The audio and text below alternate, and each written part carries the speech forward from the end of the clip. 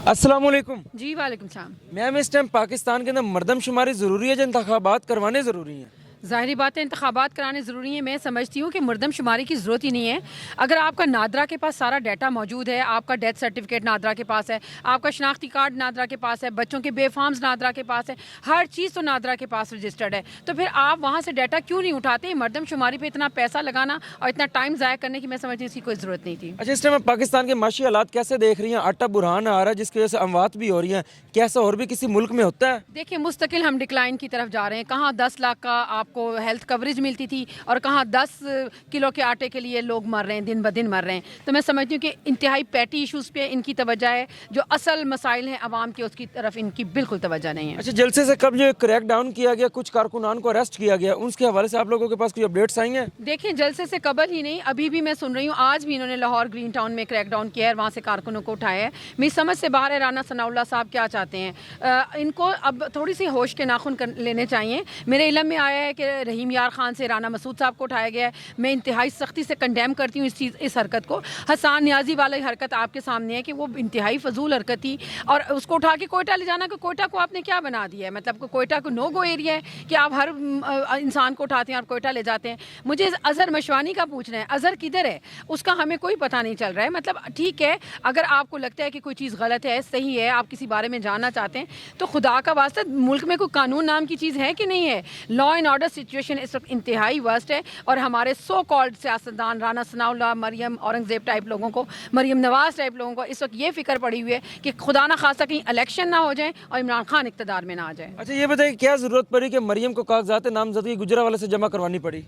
अव्वल तो मरियम के कागजात नामजदगी बनते ही नहीं है, वो उसको सज़ा हुई है, और जब तक उसकी सज़ा मुकम्मल नहीं होती, मैं समझती हूँ कि मुजरिम है, वो एक मुजरिमा है, तो उसके कागजात किस तरह एक्सेप्ट हुए हैं? और मैं हैरान हूँ कि जिन लोगों के इलेक्शन लड़ने का जो लड़ना ही नहीं चाहते, वो कभी गुजरांवाले घुसते हैं, कभी लाला मूसा घुसते हैं, कभी वो सत्तू कतले घुसते हैं। मतलब आप प्रॉपर तरीके से आएँ, मैदान में आएँ, अपने घोड़े लाएँ, हमें भी आने दें, हमें पता चले हम कितने पानी में और आपको पता चले आप कितने पानी में। तो ये ओछे हथकंडे अब ख़त्म होने चाहिए। कोई इतनी बड़ी कोई रॉकेट साइंस नहीं है, सिर्फ 3 स्टेप्स का काम है। नंबर 1 इलेक्शन अनाउंस कर दें, और number 2 free and fair election करवा दें, और नंबर 3 इक़्तिदार उस बंदे को मुंतकिल कर दें जिसने इलेक्शन जीता है, अपने घर जाएं। Simple is that. अच्छा, अजहर मशवानी के हवाले से आपके पास किसी इदारे ने इस चीज़ को कबूल भी किया कि वो उनकी हिरासत में है? देखिए हमें तो यही समझ नहीं आती, एक ऊबर क्रीम टाइप की गाड़ी में उसको उठा के लेके जाना, पहले बगैर नंबर प्लेट के डाले आ जाते थे। मतलब ये क्या है? हम यही जानना चाहते हैं कि अजहर का कसूर क्या है? अगर उसने कोई गलती की है तो आप उसको सामने लाएं, और अगर उसने नहीं की है तो ये कौन सा तरीका है कि आप किसी को भी दिन दिहाड़े किसी के भी घर से उठा के ले जाएंगे? मतलब इन चीज़ों के ऊपर आखिर कौन पूछेगा, कौन इन सवालों के जवाब देगा?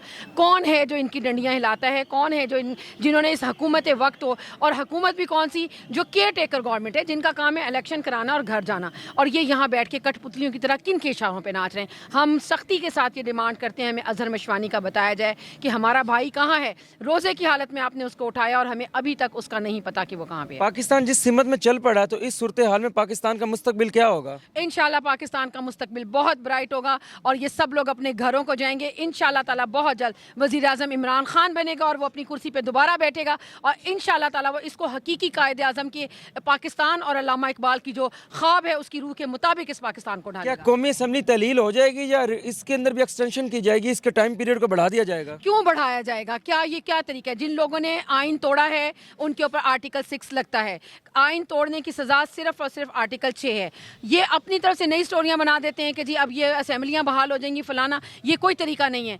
आप आइन को आइन की रूह के मुताबिक लेके चलें, खुदा का वास्ता है। मुल्क के आइन के साथ खिलवाड़ मत करें। ये जो मुल्क है ये हमारे औरतों, बच्चों, बहनों, भाइयों की कुर्बानियों से बना है। हम इसको इतनी आसानी से ज़ाया नहीं ये होने बताए, देंगे। गवर्नमेंट ने ये फैसला किया है तो उन्होंने आगे लेके गए हैं, मुलतवी किया इंतखाबात को, क्या पता उन्होंने आइन के अंदर कोई तरमीम कर ली हो? नहीं, अगर आइन में तरमीम की है तो आप सामने लेके आए। आपने आइन में कैसे तरमीम कर दी? आप हमारे सामने लेके आए। यही तो मैं बात कर रही हूँ ना, कि खुद साख्ता आइन कौन बना रहा है, ये छुप के फैसले कौन कर रहा है? जो भी चीज़ें फ्री एंड फेयर होनी चाहिए, मुल्क के पाकिस्तान के साथ खिलवाड़ बंद होना चाहिए। ग्रे पेपर कोई नहीं होगा, या ब्लैक होगा या वाइट होगा।